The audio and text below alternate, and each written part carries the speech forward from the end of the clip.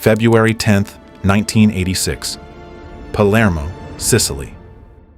Italy has just built a courtroom designed to survive a missile strike, all because one mafioso decided to talk, and his memory is about to convict 338 bosses at once. 475 defendants, the largest criminal trial in human history. The two worst names on the docket are still ghosts, tried in absentia. 2 months in, the traitor takes the stand, and a boss he's known for 30 years demands the right to face him 1 meter apart and says 4 quiet words, "Ma non ti preoccupare." Don't worry about it. A death threat, delivered live, on the record. The witness doesn't blink. He warned the judge on day 1, the account you are opening with Cosa Nostra will never close. How does one man's memory cage an entire empire? And what happens when that warning comes true? Twice?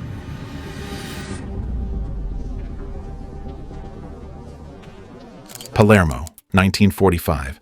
A 17-year-old boy, the last of a glazier's 17 children, cups a burning image of a saint in his hands. His finger has been pricked, his blood smeared on the flame. If I betray Cosa Nostra, may my flesh burn like this saint. Tommaso Buscetta swears it and means it. We know the scene because he described it himself under oath 40 years later, to the men he was destroying. The rules are short. The commission, the cupola of bosses, decides who lives. Silence is absolute, and one line is never crossed. You do not touch women. You do not touch children. Family is sacred. Within a decade, he's moving contraband cigarettes 2 tons at a shipment, running routes from Palermo to Brooklyn to Sao Paulo under a string of borrowed names, collecting a double murder conviction in absentia along the way. They call him the boss of 2 worlds.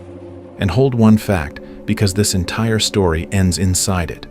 In a century, no court has ever convicted Cosa Nostra as Cosa Nostra. Not once. 1963. A car bomb in Chiaculli kills 7 officers. The crackdown scatters the mafia's leadership. And Buscetta, now on the 10 most wanted list, surfaces in Brooklyn as Manuel Lopez Cadena, hiding among pizzerias while running the transatlantic routes. Then, 1972. Brazil's military dictatorship catches him in Sao Paulo. What happens next is the credential this entire story rests on. They shock him with electricity. They tear at his toenails. And then, by Falcone's own account, they put him in an airplane, took it up over Sao Paulo, and opened the door. Wind screaming through the cabin, the city thousands of feet below. Talk or fall. He gave them his name. Only his name. Again and again, at altitude, with the door open. His name. That fact is the hinge of everything that follows. What can possibly open a man that torture couldn't? Brazil extradites him to Italy. He serves his sentence quietly, becomes a model prisoner, earns day release, and in 1980, the old Palermo boss Stefano Bontade comes to him with a warning and a plea. A faction from the mountain town of Corleone, led by a squat, half-literate killer named Toto Riina, is positioning to take everything. Bontade wants to strike first, with Buscetta beside him. Buscetta reads the board and sees the ending. He refuses. One day he walks out on day release and simply doesn't come back. A new woman, a new life, Brazil again. He escapes the coming war. His family cannot, and the men about to take Palermo are rewriting every rule he swore his blood on. What do the new rules permit, and who pays for them? April 23rd, 1981. Stefano Bontade drives home from his own 42nd birthday party. At a red light, a Kalashnikov opens up. The weapon's debut on Sicilian soil, and the prince of the old Palermo Mafia dies in his seat. 3 weeks later, his ally Salvatore Inzerillo is machine-gunned, getting into his brand-new armored car. He'd bought it for exactly this. He never got the door closed. What follows barely qualifies as a war. It's an extermination. Roughly 1,000 men are erased between 1981 and 1983, and the old code goes into the ground with them. Inzerillo's teenage son vanishes. His arm was hacked off before he died. A message about touching what the new bosses owned. Women, children, relatives with no role in anything. All of it, suddenly, on the table. In a waterfront room at Piazza Sant'Erasmo, the killing becomes industrial. A rope, a chair, drums of acid. Roughly 100 people walk through that door and stop existing, a count the killers themselves will later swear to in court. There's a Sicilian term you need for what comes next: lupara bianca, white shotgun. The killing that leaves nothing behind. No body, no funeral, no grave to visit, just a mother setting a plate every evening for a man who is never coming back. In Palermo in these years, more than 160 people go out for coffee and evaporate. Rome finally sends its best man, General Carlo Alberto Dalla Chiesa, the officer who broke the Red Brigades. He demands special powers to fight the mafia. The powers never come. On September 3, 1982, gunmen ambush his little unarmored Fiat and kill him alongside his young wife. He'd lasted one summer. At the scene, someone hangs a handwritten sign: "Here died the hope of honest Palermitans." Days later, 2 young men leave home in Palermo and are never seen again: Benedetto and Antonio Buscetta, Tommaso's sons. The term comes back: lupara bianca. Picture how a man learns this. A telephone in Brazil. A careful voice from Palermo saying only that the boys haven't come home. The voice steers around the word dead, steers around the word Corleonese, just not home. A week passes. 2. Buscetta has spent 40 years inside the machine that makes people disappear. He knows it will never call back. Somewhere in that second week, the knowledge settles into his body like wet cement. His sons now live in the category Sicily built to be unsurvivable, the space between missing and dead, where a father can neither bury nor hope. And the purge keeps working through his bloodline with bureaucratic patience. Around Christmas 1982, his son-in-law is murdered. His nephews. Then his brother Vincenzo, a glassworker like their father, shot dead among the mirrors of his own workshop, 100 reflections of the men killing him. 11 relatives, dead or vanished. And here is the fact that reframes everything you think you know about informants. Every one of them was killed before Buscetta ever spoke a single word to any authority. Blood, under the new rules, was reason enough. The organization he swore into no longer existed. Something wearing its name had eaten it. October 23, 1983. Brazilian police take him in São Paulo, despite a face rebuilt by plastic surgery. He offers a fortune to be let go. Refused. Italy wants him extradited, and he knows precisely what that means. Sicilian prisons are Corleonese territory. The moment he lands, a judge's signature becomes a delivery slip. So in July 1984, with the handover flight days away, he plays the last card a cornered man holds. Strychnine smuggled into his cell under his fingernails. He swallows it and survives. Count what he has left. His sons, gone without graves. 9 more of his blood, dead. His new face, useless. His bribe, refused. His suicide, failed. Even death sent him back. One possession remains, the only one that crosses every border search, survives every acid drum, and outlives every cell. What he remembers. From his Brazilian cell, Tommaso Buscetta sends word to Rome. He will talk.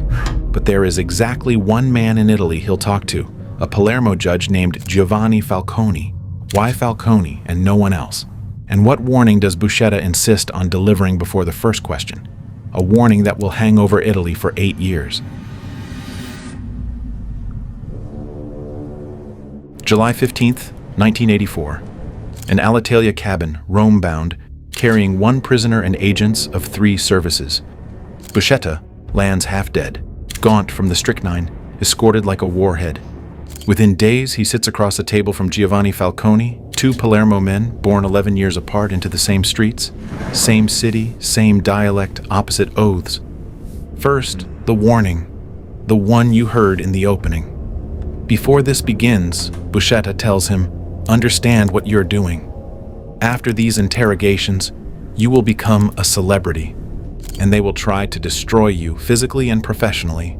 The account you are opening with Cosa Nostra will never close. Are you sure you want this? Falcone wants it, and he doesn't carry it alone. Down the corridor in Palermo's Palace of Justice works Paolo Borsellino, Falcone's friend since they were boys in the Calza. the old harbor quarter, kicking a football with the sons of men they would one day prosecute. Whatever opens in this room, both of them will answer for it. File Borsellino's name next to Falcone's. Cosa Nostra already has. So they begin, and the method is the message. Falcone bars typists and tape recorders from the room. He writes every word by hand, 2 sessions a day for months until the pages pass 300. Why? Because Buscetta's first lesson is that the Italian state leaks like a sieve. The mafia has ears inside the ministries, the police, the courts. Anything typed is already in Palermo. Handwriting in one incorruptible judge's pen cannot leak. Then, Buscetta hands him the insight that changes criminal history. Investigators had always hunted for the mafia's records. Ledgers, lists, files. Buscetta explains why they never found any. There is nothing to find.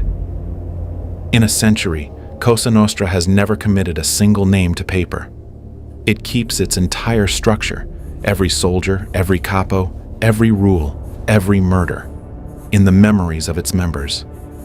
That's why 100 years of mass trials rotted before the verdict could set. Acquittals for lack of evidence, convictions shredded on appeal in Rome. There was never anything to seize. The archive is not in a vault somewhere. The archive is a man. And the archive is sitting in the room, talking. He doesn't just name names, he explains the machine. At the top, a commission of bosses that must approve every important murder, which means follow the logic because Italian law is about to.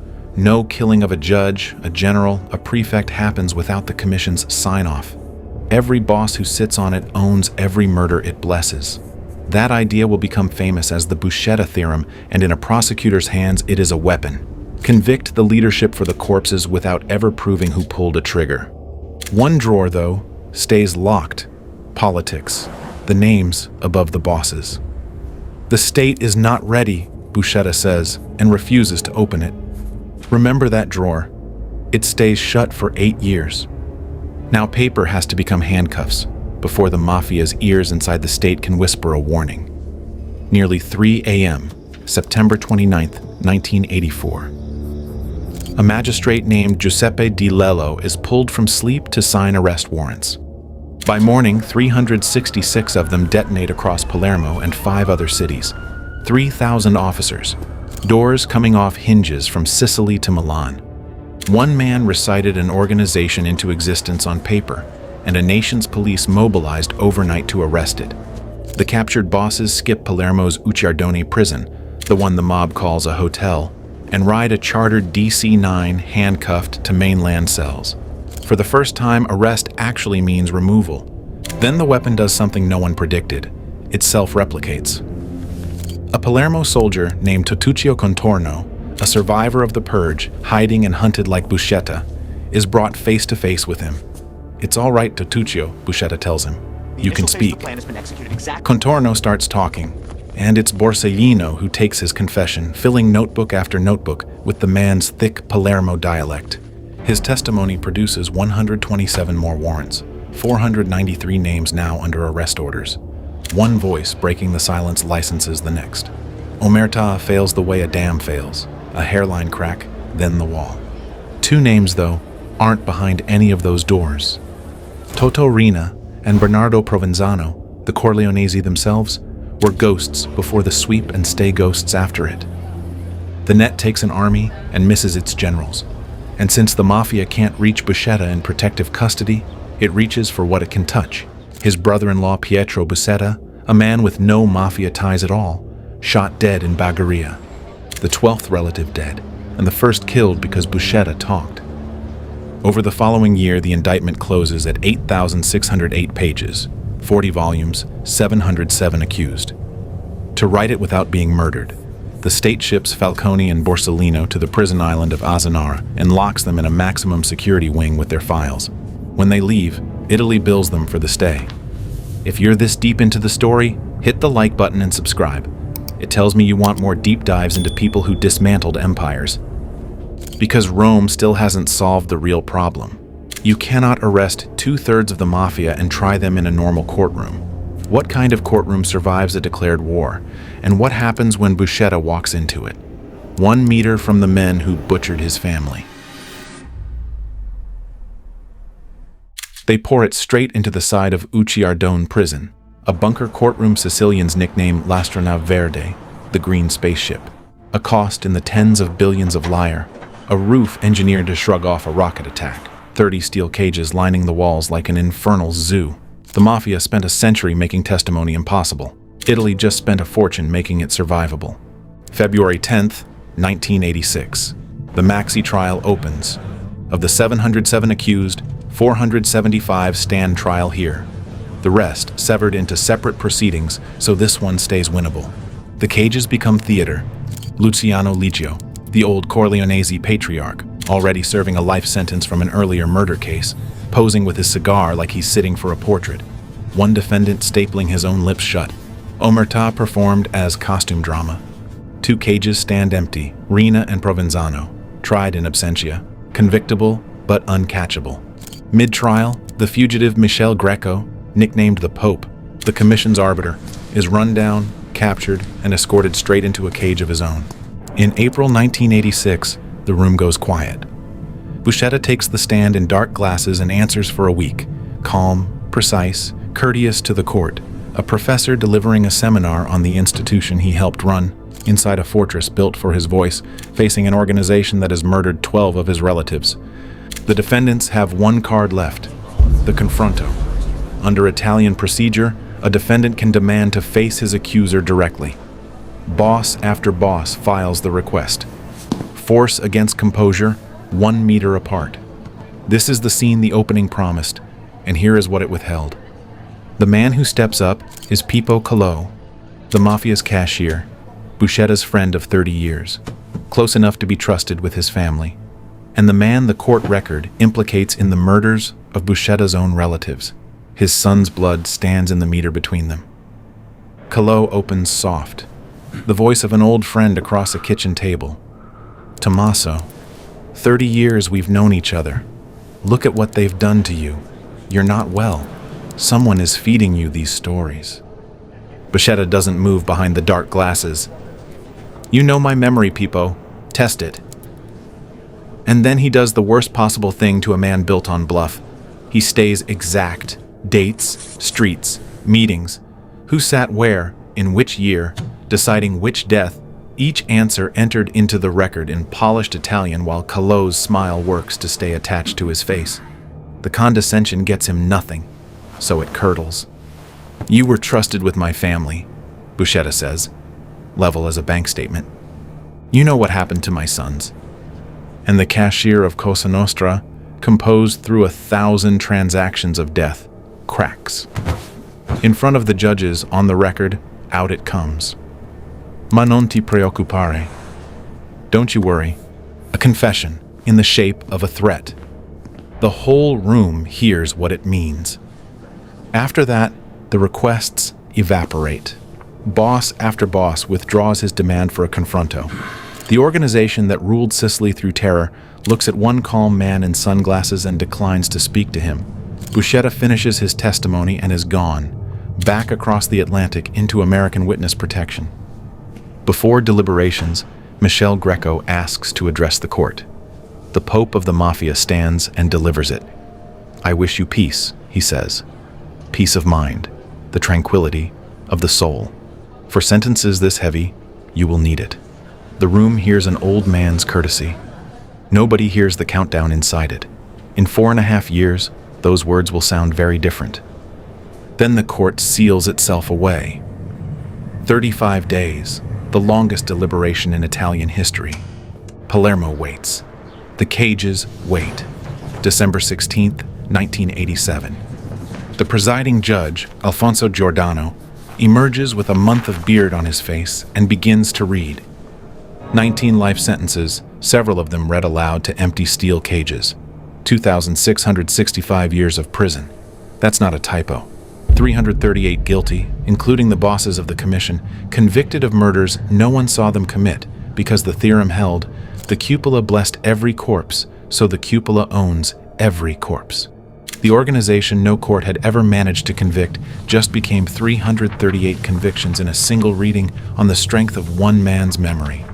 Liggio beats the Maxi charges, acquitted, but nobody opens his cage. The older life sentence still owns him, and it will hold him until he dies inside in 1993. That same evening, before midnight, one of the genuinely freed defendants is shot 7 times on his way back into Palermo. The message requires no translation. The war is not over, and every man in those cages knows something the celebrating public doesn't. No mass verdict against Cosa Nostra has ever survived the appeal's road to Rome. Not one. There's a judge there they call the sentence killer. Can one judge really undo the biggest verdict in history? And what happens to the men who stand in his way? The bosses aren't panicking. Why would they? Every time it truly mattered, Rome has refunded the organization. Their calm rests on 2 pillars, a friendly court and a friendly politician. And the next 4 years become a war to knock both down. First, blood. Antonino Saietta is the appeals judge in line to preside over the Maxi appeal. 1988. Night, a dark ribbon of highway. Saietta at the wheel, his son beside him. Headlights swell in the mirror. A car draws level and holds there, a long second of parallel driving. Then the passenger window fills with muzzle flash. The car shudders, drifts, dies on the asphalt. Father and son, one burst. The message to every robe in Italy: preside over this case and you die, and your children die with you. It works. December 1990. The appeals court guts the trial's core, rejecting the theorem. And above everything waits the Court of Cassation, where mafia cases keep landing in front of Corrado Carnevale, a judge so reliable at voiding convictions on technicalities that Italy nicknames him La Mazza Sentenza, the sentence killer. By February 1991, a custody ruling frees more than 40 convicted Maxi defendants, Michele Greco among them. 12 of Buscetta's relatives died to build this verdict, and the state is quietly refunding it. On the wiretaps, one sentence keeps surfacing: stay calm. Everything gets fixed in Rome. Fixed by whom? The answer arrives as a corpse. March 1991. Falcone's counterattack starts in the least cinematic room of this war. A borrowed office at the Justice Ministry. No convoy, no bunker, just a desk lamp and 12,000 rulings stacked around him like a paper fortress. He reads them the way he once read Buscetta, hunting the pattern under the words until it stands naked. Mafia convictions from all over Italy funnel into one section of the Supreme Court and die there, the same signature at the bottom. Every rigged match in the league, same referee. Caught staring at its own paper trail, the Cassation rotates assignments, and the Maxi appeal bypasses the sentence killer entirely. The Mafia answers in the only language it has left. Antonio Scopoliti, the prosecutor preparing the state's case for the final appeal, is driving a coastal road in Calabria on a summer afternoon. No convoy, no escort. Gunfire punches through the glass on a curve, and the car runs off the road with a dead man at the wheel. The verdict moves forward anyway, carried by dead men's work. January 30th, 1992. The Court of Cassation rules. Carnevale, nowhere near it. Confirmed. The theorem holds. The Commission owns its murders. For the first time in a century, a verdict against Cosa Nostra survives Rome intact. The first pillar is gone, which leaves the second. 42 days later, Salvo Lima, Sicily's most powerful Christian Democrat, the politician Palermo whispered was the Mafia's guarantor in the capital, is shot dead on the street in his own city, not by the Mafia's enemies, by the Mafia. There's the corpse that answers fixed by whom. His clients executed their own fixer because this time, nothing could be fixed. Both pillars are rubble. Rina's Cosa Nostra has one instrument left, and it doesn't argue law. May 23, 1992, late afternoon on the A29, the airport motorway into Palermo. 3 armored Fiat Chromas run east at speed. Falcone at the wheel of the white one, his wife Francesca beside him, 3 escort agents in the lead car ahead. Under the roadbed near the Capacci exit, the drainage culvert is packed with explosives and waiting. On the hillside above, a man crouches over a remote transmitter, watching the convoy close on a mark painted on the asphalt. The white car crosses it. He presses the button. The motorway ceases to exist. The lead car is hurled off the road into an olive grove. Falcone's Chroma slams into a wall of rubble where the road surface used to be. The blast registers on Sicilian earthquake monitors. Giovanni Falcone, Francesca, and the 3 lead car agents are dead. 57 days. That's what Paolo Borsellino gets, and he knows it. He tells the people closest to him, flatly, that the explosive meant for him has already arrived in Palermo. And still he works. Files, interrogations, cigarettes, nights bleeding into mornings. Racing a fuse only he can hear. July 19th, 1992. A Sunday. Borsellino drives to Via D'Amelio to visit his mother, walks to the door of her apartment building, and reaches for the intercom. A parked Fiat 126 loaded with explosives detonates. Borsellino and 5 of his escort die on the pavement. The boy from the Calza, the judge who filled notebooks with Contorno's dialect, who wrote the indictment on a prison island. Gone. 8 years earlier, before answering a single question, Buscetta told Falcone exactly this. They will try to destroy you. The account will never close. Come true. Twice. And Michel Greco's blessing floats back up through the smoke. I wish you peace. And Sicily hears the second meaning now. In America, under a name that isn't his, Buscetta watches the crater replayed on the news. The bombs were built to close every mouth in Italy, but one drawer has stayed locked since 1984, sealed by Buscetta himself because he judged the state too weak to survive what's inside. Does Falcone's death lock it forever, or does the archive open one last time? He does the one thing the bombs were built to prevent. From protective custody, Buscetta contacts the investigators and reverses the verdict he issued in 1984, almost word for word. The state is ready now. 1996. At 68, he crosses the Atlantic one more time and walks into a second bunker courtroom. Dark glasses, the same measured Italian, the last locked drawer of the archive in his head. The defendant this time is not a boss in a cage. It is Giulio Andreotti, 7 times Prime Minister of Italy. Understand what that drawer actually held. Not a name. Italy had watched that name govern for 40 years. It held the account. Under oath, in the same level voice that recited dates to Pippo Collò, Buscetta lays out the machinery. Palermo delivering its votes up the line, protection flowing back down it. Salvo Lima carrying the family's problems to Rome and carrying the solutions home. And at the top of that traffic, he testifies, the man now sitting in the defendant's seat. Remember the fact from the very start of this story, a century of trials rotting before the verdict could set, an organization no court could convict as an organization? That was never luck, Buscetta tells the court. That was the arrangement. The referees had owners. The verdict? Acquittal. Andreotti walks. If you were waiting for the movie ending, the Italian Republic declines to provide one. But check the timing, because Buscetta did. For 8 years, the state is not ready meant say these names and nothing sticks. The names own the referees. He spoke only after the friendly court had died at cassation and the fixer had bled out on a Palermo street, into a public record no appeal can erase. The drawer never relocks. Late in life, bitter, he said it plainly.